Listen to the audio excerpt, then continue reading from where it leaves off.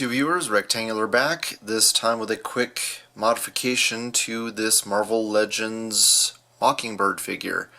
Now, I was really excited to get this figure, and pretty big fan of the character. I'd prefer a classic version, but I love characters that use hand-to-hand combat, and especially strong female characters. And this figure overall is pretty good, but where it really suffers is in the head articulation. Similar to the Thundra and Spider-Woman, I had to modify those figures so that you could actually get them to look in more than one direction, because the head, number one, those figures don't have a disc in the neck, and then the hair is so stiff that the head hardly has any movement at all. Similar to this figure, this one is a little bit better. This one does have a disc in the neck, but she still cannot look up even with that disc, because of the hair is such a hard plastic.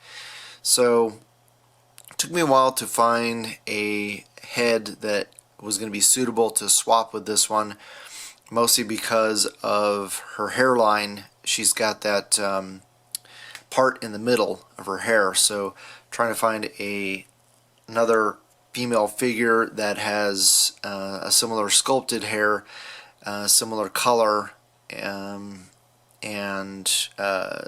hairstyle. Also, it had to be a softer material, otherwise, you know, it's a moot point. So anyway, I'll start off by just showing how limited the range of motion is on this Mockingbird.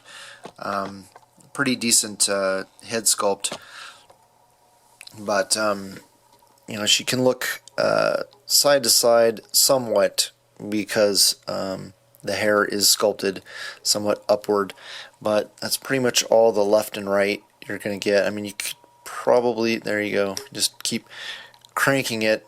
You can get their hair over her shoulder. There you go. So she can get completely rotated. You know, it's not the best look, but it is possible.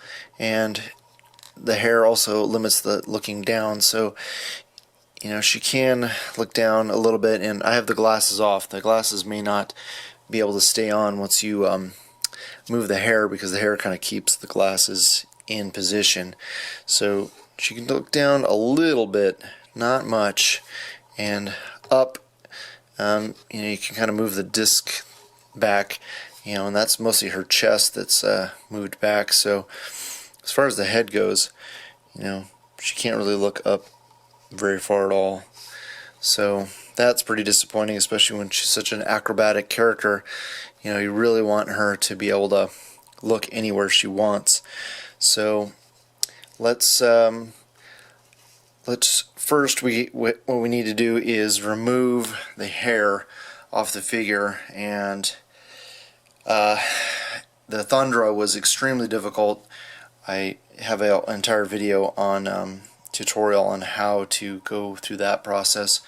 So just going to show how I remove the hair on this one, and what head is going to be the replacement hair for this figure.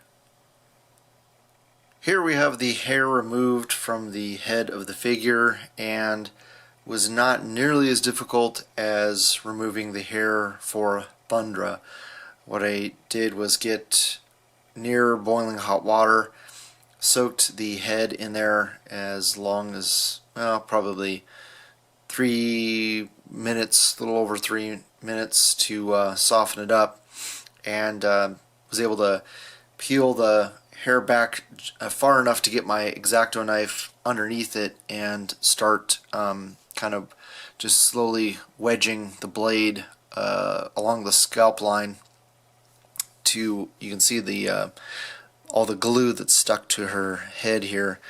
So basically just, you know, slowly work your blade along the scalp until you get that that glue removed from the hair, and not too difficult, not especially compared to that thunder. That was very difficult. So probably, after the water's been heated, probably just about 5 minutes to get the hair removed from the scalp.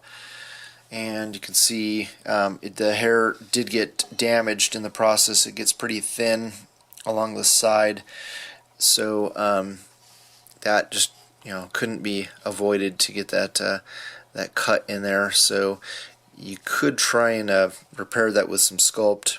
Don't really know that it's worth it though, because this hair is pretty stiff. You can't really do much with it from an articulation standpoint. So you can just see how it's glued into there.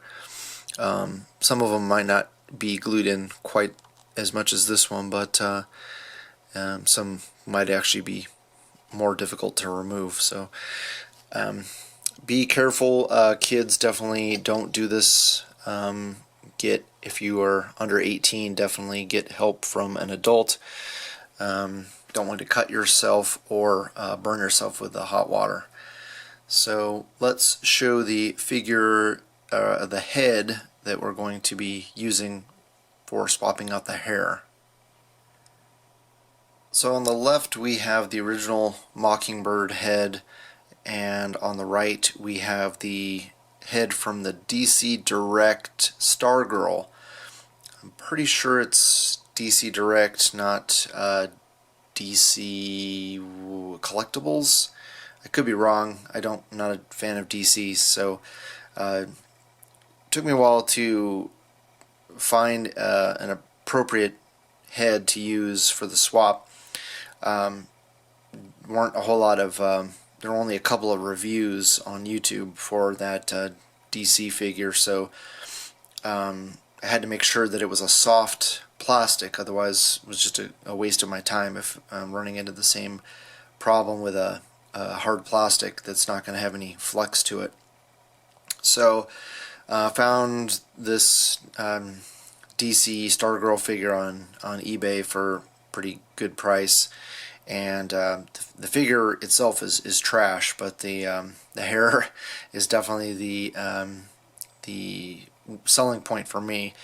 You can't really use this head. You can't just do a head swap or repaint this head, because the mask is actually sculpted onto her face. So it's not a real dramatic difference between the mask and the face, but it is there, and you would have to sand it. So I guess if you really wanted to, you could go through that effort.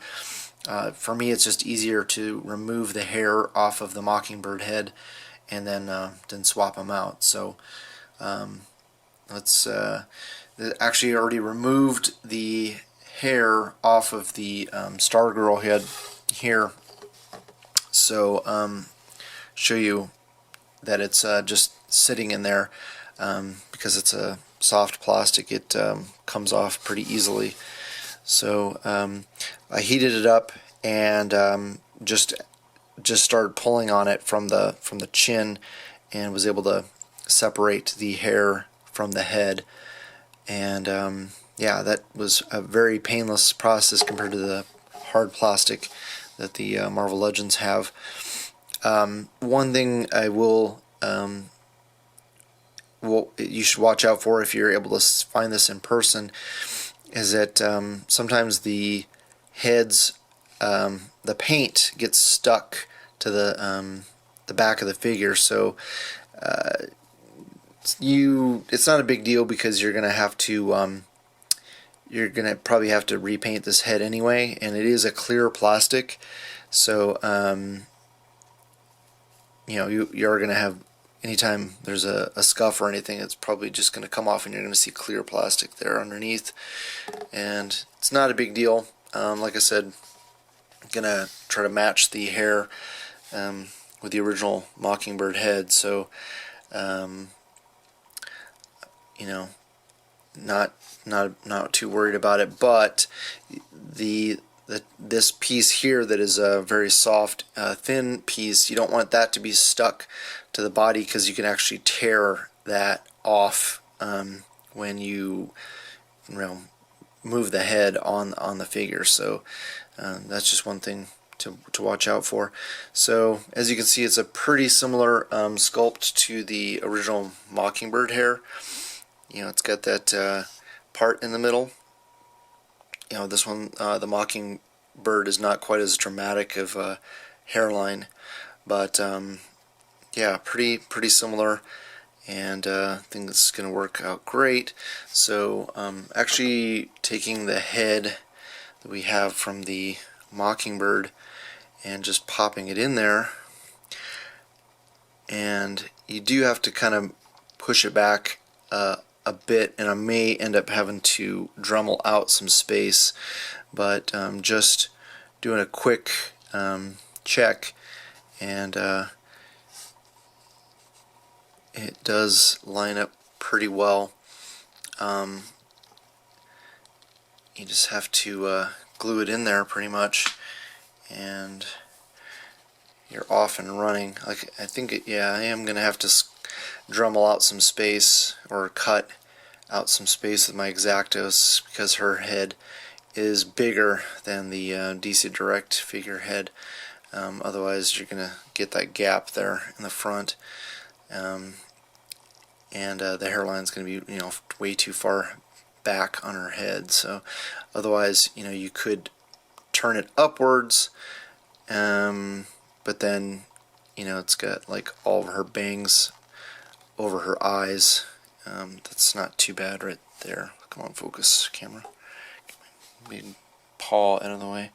So yeah, I'm just gonna have to dig out some space, and then we'll get this secured.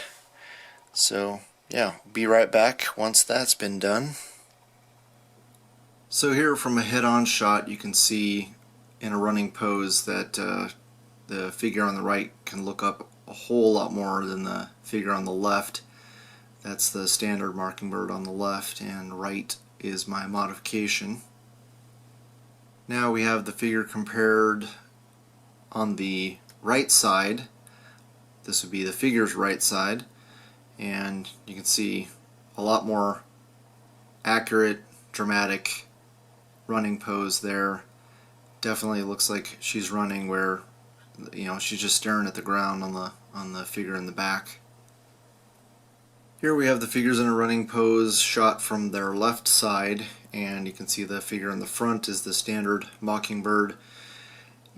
It's from this angle you can't quite tell, she's looking more towards the ground, but the figure on the right is definitely looking up. So yeah, the peg is sits, or the head sits a little high, actually very high on the peg, and the hair on the figure on the front is covering the neck, so you can't quite see how dramatic, how long the neck is, but I plan to Dremel out the head so that it won't sit quite so high on the neck, and you can definitely see the gap there on the figure in the rear. Finally, we have both figures in a vanilla pose with their glasses on, and yeah, I think the new hair looks really good. I think the head sits a little bit high on both figures. The peg, or sits high on the peg, so I'm probably going to Dremel a little bit of space for the peg on the modified head, just so that in these vanilla poses it doesn't look weird. At this angle it's not that bad, but you can definitely see on the side that her neck, she does have kind of a goose neck, so yeah, it's just hidden on the hair on the regular version. You just can't see that. I haven't done any modifications, but this figure on the right looks like she's got a goose neck, so it's useful in really dynamic poses like I was showing before with the running pose, having her look straight up, but from the side it looks kind of crazy. Yeah, but I really like the way this turned out, so let me know what you guys think. Here we've got Mockingbird in a very dynamic running pose, and I dremelled out the head a little bit so that it wouldn't sit so high on her neck. She's got quite a long neck that was hidden by the hair from the original head sculpt, but yeah, when you have that hair removed or pulled back, it shows the huge gap there sitting on the peg, and you can still see it in this angle. Hopefully she will cooperate posing for us. If I turn her to this side, there we go. And from this angle you can see it's not quite as bad as the other side. The hair extends a little bit lower on this side of the head, and yeah, I think this turned out really well. I touched up the paint so that she is a little bit closer, her hair color is closer to the original figure. It's a lot more muted, not quite so bright yellow, but yeah, overall I'm very happy with the way this turned out. And with that, hopefully you guys liked the video, you share with your friends, subscribe if you haven't already, and I always love hearing back from you guys, so please leave a comment below. Thanks so much for watching, and I'll talk to you guys later.